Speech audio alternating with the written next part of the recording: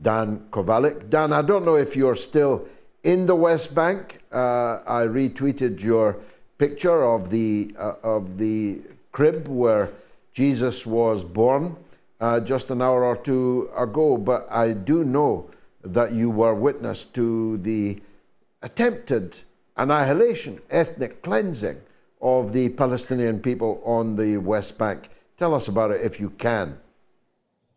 Yes, first of all, George, thanks for having me. It's always an honor for me to be with you.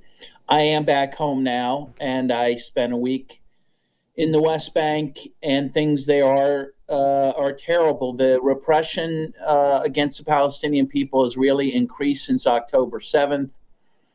Around 300 Palestinians have been killed in the West Bank since October 7th. To give you an idea of the scale of that, about 250 Palestinians have been killed in the West Bank from the beginning of the year to October 7th. So you can see that there's been a real increase in that. Moreover, around 3,000 Palestinians have been arrested in the West Bank. Now, I stayed in Ramallah while I was there. You're seeing an image of that now. That's an Area A, by the way, in the West Bank, which means by agreement between Israel and the Palestinian Authority and by Israeli law, Israelis are not even allowed to enter Ramallah. And yet, while I was there, Israeli troops entered the city.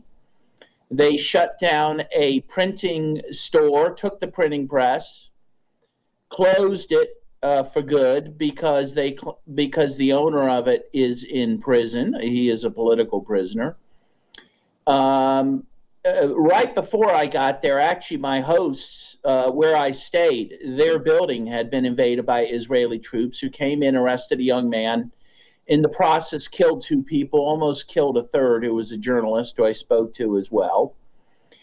And so the situation's very bad. The settlements, you can see the settlements, the construction of the settlements are furiously continuing, while the demolition of homes of Palestinians is also increasing.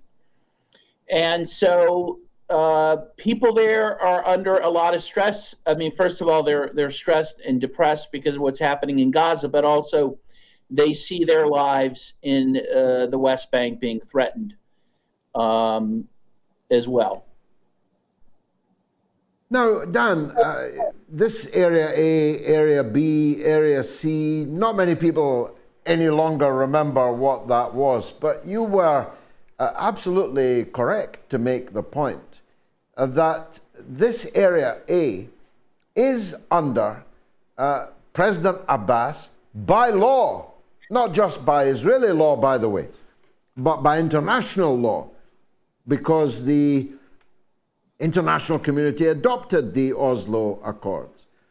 Ergo, Area A is an entirely Palestinian-governed area, yet Israeli settlers and military are rampaging at will. No, that's absolutely true. And you see that also in Bethlehem, where I visited, also in Area A. In fact, as you go into this just south of Bethlehem, there's a big sign that says it's Area A, and Israelis are strictly forbidden from entering. But then again, Israeli military enter this area all the time. I visited a refugee camp there, and I visited a youth center there. And some very short time ago, Israeli military entered the youth center, stole computers, stole thousands of dollars from their safe. In the refugee camp itself, the Israeli military enters all the time, again, arrests young men, sometimes kills young men there. So again, the law is not being followed. In fact, there is no rule of law there. And I think that's important to, all these people, the thousands of people being arrested, many are put in administrative detention without any charge. I met a young man who was arrested. He was at 17 when he was arrested. He was in jail for 8 months. During that time, he was beaten. He was starved. They would get for a meal, 12 people in a cell would get 1 plate of food. to share. And meanwhile, he never knew why he was charged, because his charge is in a secret file. He did appear before a court and a judge, but the proceedings were in Hebrew, and he speaks Arabic, and there was no translation. And there's no way for him to challenge his being held. He ultimately was released because of the prisoner exchange that just happened. But he's been severely traumatized. And again, no one will be held to account for this. I met a family as well whose young son at age 17 was murdered a week ago. He was merely a bystander to Israelis entering the village, arresting a young man. He wanted to see what was happening. When he went out, he was shot 4 times with butterfly bullets, which are illegal munitions. And the family told me that this young man was their hope. He was their future, and their future died with him. And this is a daily occurrence in the West Bank. And the world, properly focused on Gaza, of course, is not paying attention to what's happening in the West Bank. Israel's using this period to try to make more incursions on the West Bank, to steal more land, to destroy more homes, to destroy more lives there. And it's quite sad. By the way, George, I should point out that in Jerusalem, it's actually the worst. In Jerusalem, which again, people tend to forget about what's happening there, the attempt to gain more of the territory in Jerusalem for Israelis and to take away more for the Palestinians, again, that is accelerating now. And again, the world is not paying attention to this.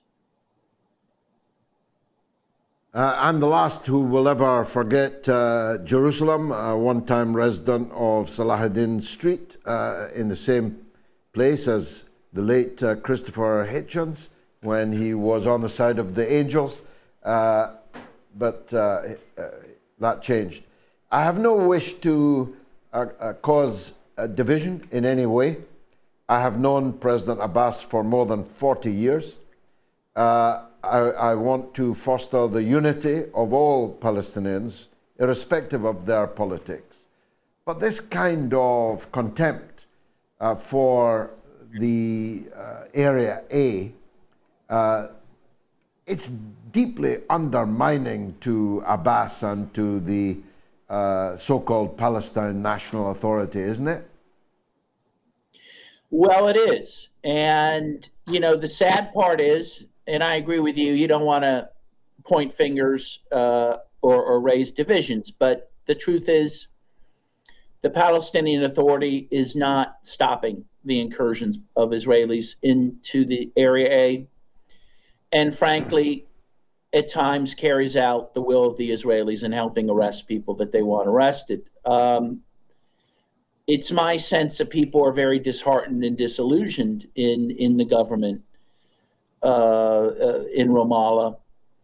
Meanwhile, it should be pointed out that even the basic task of collecting taxes, for revenue, is not being carried out. Now, that's not the Palestinian Authority's fault, but Israel, is now taking all the taxes and giving none back to the Palestinian Authority, which they're required to do because these are taxes that Palestinians are paying too. The people I met who work for the Palestinian Authority have not been paid for 4 months, George. This is just another example of how Israel just is completely dismissive of its obligations to the Palestinian Authority and the Palestinian people, even though the Palestinian Authority, again, certainly plays ball with Israel. And Hamas has no authority in the West Bank at all. So the entire misnomer that this is a war against Hamas is, of course, disproved by the conduct of the occupation forces in an area where Hamas is not in power. Exactly. In fact, recall that both the U.S. and Israel have said that maybe they want the Palestinian Authority to end up taking over Gaza, which will never happen. But still, they recognize that the Palestinian Authority, which is the ruling government in the West Bank, is a government favorable to them. It is not Hamas.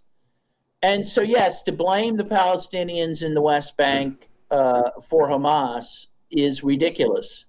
And yet, as I said, the arrest and murder of Palestinians in the West Bank is only increasing. But as you say, it has nothing to do with Hamas. It has everything to do with the Israelis' attempt to, frankly, carry out their final solution of, frankly, getting rid of every Palestinian they can from their historic lands. And that's what you're seeing. You saw, of course, I was told that this harvest season, Palestinian olive pickers were prevented from harvesting their olives. Israelis shot at them when they tried to do that.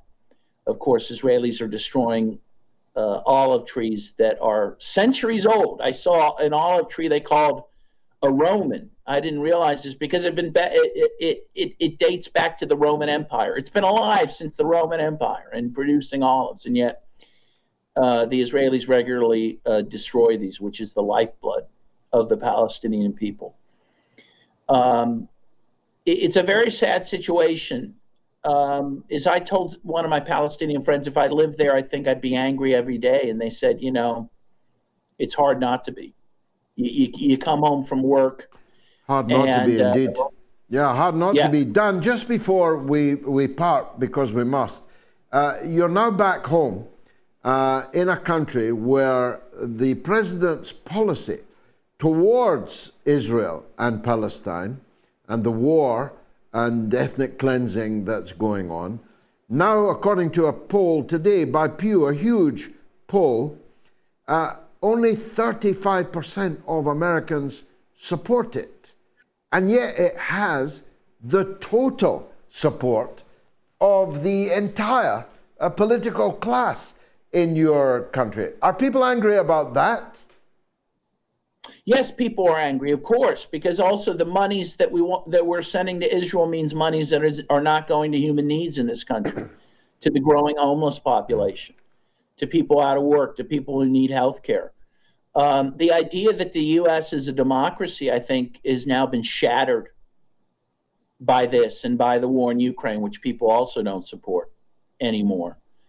Of course, the idea that Israel's a democracy is also being shattered. We live in a world of illusions, George, as you know. We live in an Orwellian world, but the scale from people's eyes is being removed, and that's a good thing. And I think we'll see more unrest and more protest, George, and that's what we need. So which would be the biggest disaster next November? Zion Dawn, Genocide Joe, or Zionist Kennedy?